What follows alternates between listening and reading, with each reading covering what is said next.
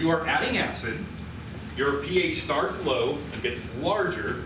At the equivalence point, you've basically gotten rid of all of your acid, or the amount of acid is equivalent to the amount of base you've added.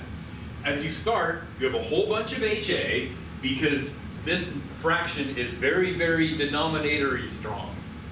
It's rich in denominator. It's lean in numerator. Okay? When you start, I'm going to stick with it too. So when you start, you got lots of HA. At the equivalence point, your HA has gone away because every time you add an OH, you turn an HA into an A minus. Okay? Using the Henderson-Hasselbalch equation, at half of the equivalence point, half that volume, you have a situation where this is equal to this. So when you start out, a whole bunch of HA. At the equivalence point, a whole bunch of A minus. At half the equivalence point, these two things are the same. Logarithm of 1 is 0, it falls out, and your pH equals the pKa.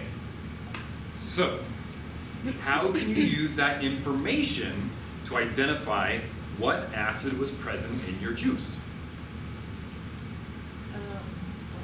You just find the pH of a certain acid, and that just tells you it's pKa equals pH. Yeah. So you're like, okay, if you look at your graph, you say, it took 22 milliliters to get to the equivalence point. Look back on your graph, at 11 milliliters, the pH was 4.9. Then you look at your table of pKa's and say, which acid has a pKa of 4.9? That's all you do. Wait, this thing? Oh no, that's something else. That's reduction potentials for redox. Oh. But you can just, I haven't even tried this, but I bet if I just look online, if I just close this, and I put in table of pKa's, I'm going to go to the Google, and I'm going to search for a table of pKa's.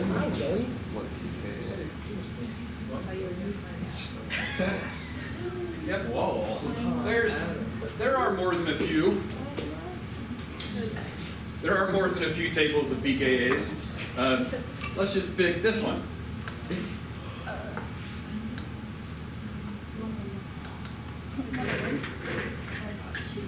I just randomly picked one, and here you have, oh, these are the strongs.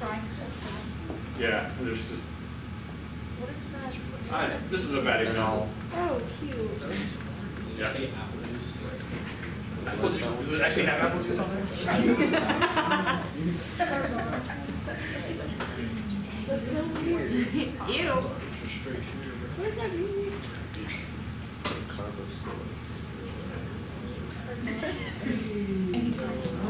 Ah, here we go. This one's a bit better. And this The problem has been solved. I didn't want to see the problem. I want to see the graph.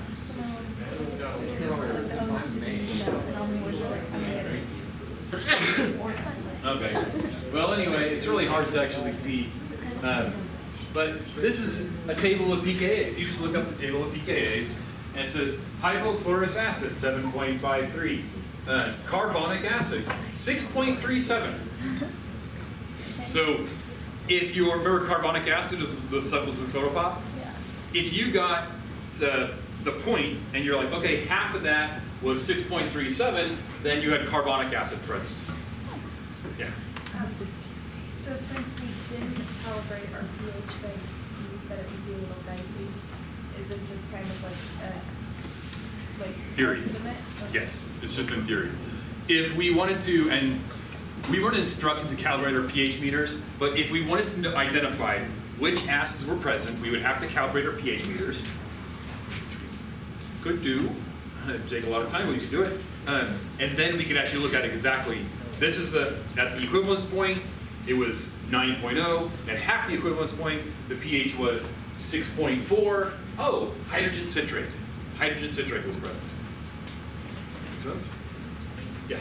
So to answer the questions on our lab, Yes. we just like do it theoretically and don't pretend like that was the right answer, but you know what I'm saying? Like explain what we would do if it was the right. Precisely, yeah. You would basically say, using the chemistry that I know how to do.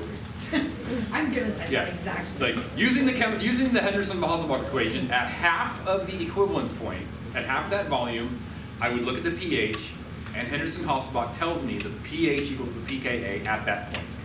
And so- then I could look up pKa's. Yes, and you look at the table of pKa's, and you're like, okay, well the sulfate ion and the acetate ion, and oh, there's acetic acid, there's our vinegar at 4.75. Make sense? So, yeah. Yeah, for the graphs that have two equivalence points, is it just the same process for each one? Exactly. Yeah, you just take the first equivalence point, half of that, second equivalence point, half of that. Mostly. At this point, yes. I have not seen a diprotic acid or a mixture of acids in the College Board ever.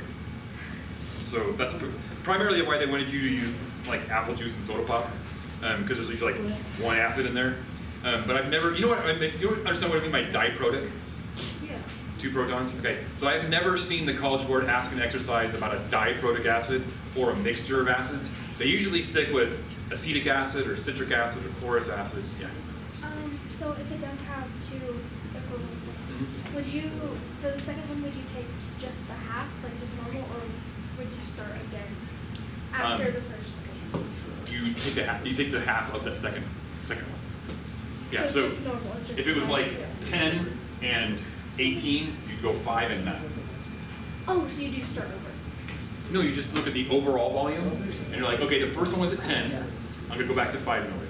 The second one was 18 milliliters, I'm gonna go back to 9 milliliters. Oh, okay. And again, I've never seen a diprotic question. So, anyway, does that idea make sense? Yeah. So, are you comfortable answering that question now?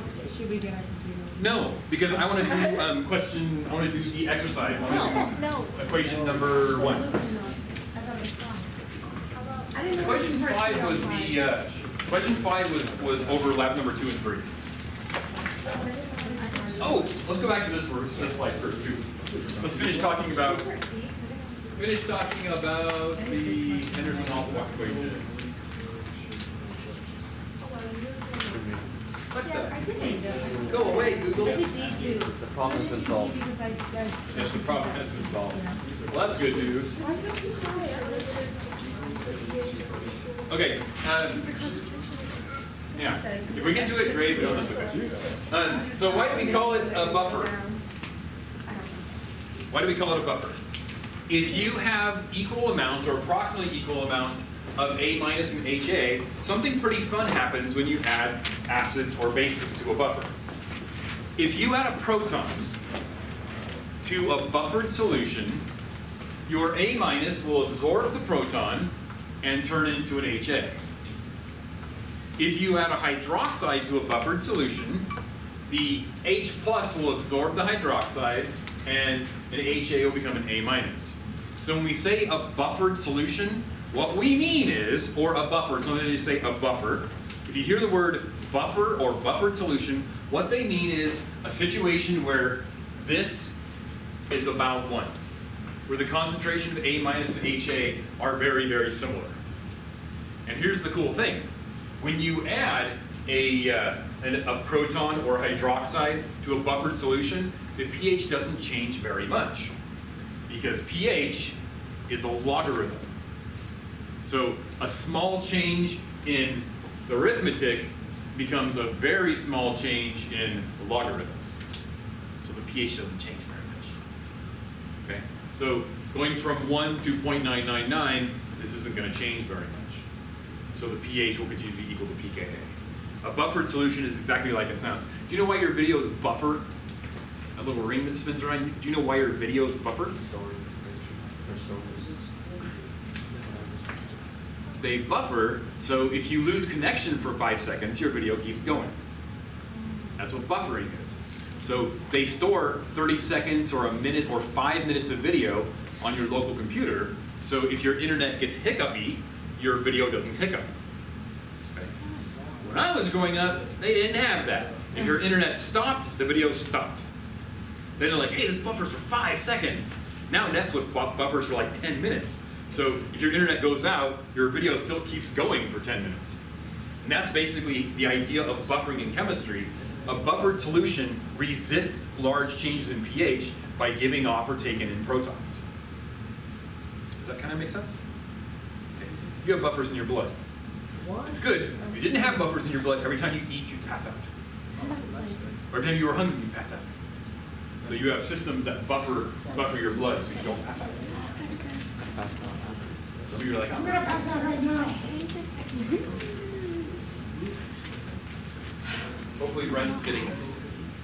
Grace, I had a bread. Okay. Any questions about Henderson-Hasselbalch, buffers, acid bases in general? Ready to talk about exercise number 1? No. No more learning. Learning bad. I'm done with it. I've done all the learning I'm going to do today. Okay. I think that goes. Should have seen the second period because they were having. No.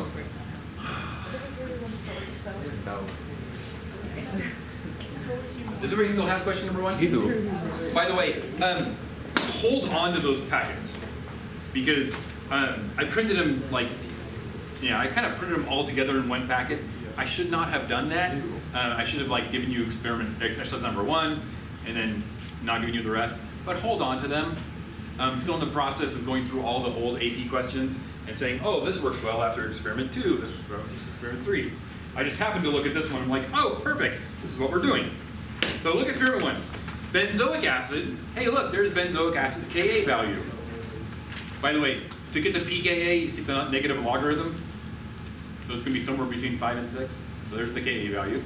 Benzoic acid, C6H5COOH, dissociates in water as shown in the equation. A 25 milliliter sample of an aqueous solution of pure benzoic acid is titrated with, hey look, there's our friend, sodium hydroxide. After addition of 15 milliliters of 0.15 molar sodium hydroxide, the pH of the resulting solution is 4.37. Calculate each of the following. Okay, first of all, was the equivalence point reached?